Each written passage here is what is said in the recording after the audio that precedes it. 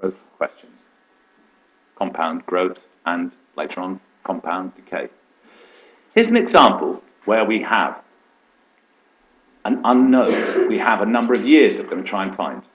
Let's see how you'd approach this question. Let's formulate it first. Write it down. Get rid of all the words and write it down as just numbers. So here's the original amount. So if you write that down, times. What's the multiplier if something's growing, increasing at 35%? Young lady at the front. Top left. 135%, correct. The time, though, I'm going to write with the letter T because I don't know it. And I want this to be greater than 200. So there you go. And in sort of an exam situation, that could be worth a mark for setting out clearly what you're trying to do. Now, questions at the end. Here's what we do. We're going to rearrange it. I'm going to move that to the other side. So, if you write down 135% to the power t has to be greater than 200 over 24.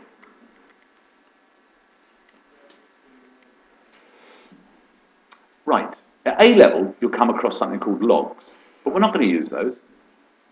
Well, first we're going to do those. This isn't very clear, so I'm going to work out what is, with my calculator, 200 over 24. Okay. That's all right, apologies accepted. 200 over 24 is 8.3 recurring, okay? So I want this expression here, 135% to the power t, to be greater than 8.3 recurring, okay?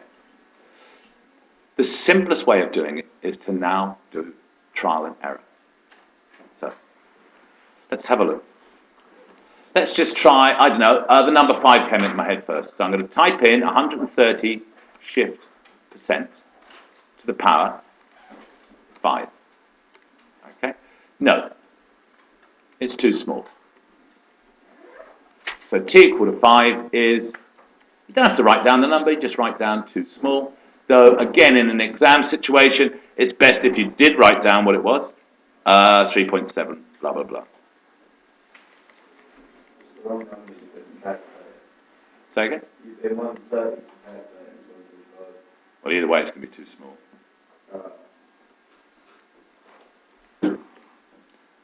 Yeah, right. 4.48. Apologies. And for those watching out there, these are recorded live, and I haven't paid for the editing bit. Not that I haven't got that. Anyway, be that as it may. That's too small. 4.8-ish. Okay, so let's try another number. I'm going to try t equal to, that was fairly small, I'm going to try t equal to 10. So, all I have to do now is to just scroll back, change it to 10, and it's 20 odd, okay? So, that is too big.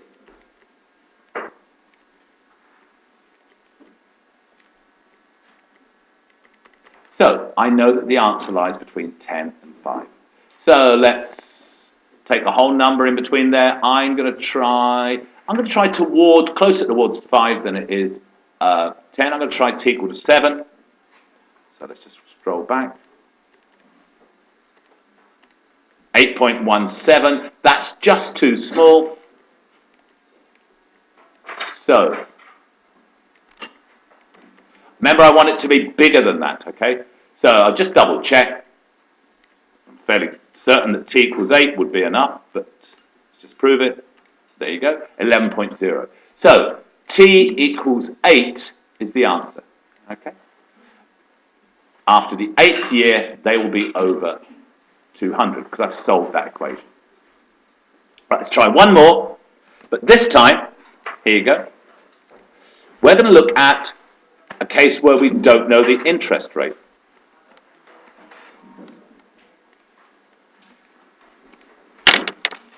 At what interest? And let's just get that looking a bit more.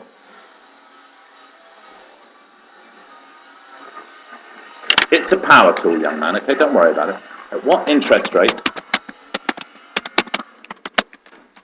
must I invest at? I'm sure you could word it better than that. If I wish my savings, £600. Yeah, excuse me, just before I carry on with this. If you don't write this down, you don't stay in my class. Simples. If I wish my savings of £600 to reach £1,000 in 4 years.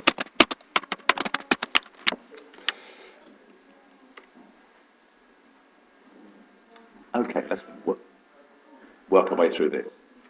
So, here we go. So if I knew the interest rate, I would do 600 times some percentage to the power 4. And I want that to reach 1,000. So I want that to equal 1,000. Again, let's use some of our advanced skills. I'm going to rearrange the equation. So I'm going to take that to the other side. So r to the power 4 equals 1,000 over 600. I'm a bit lazy here, so I'm going to see if I can get away. Believe it or not, calculator is sometimes slower than using our brain, which is 5 over 3, which is 1 2/3, which is 1.6 recurring. So I want this to be equal to 1.6 recurring. This thing to the power 4 equals that. I'll just make it a bit clearer.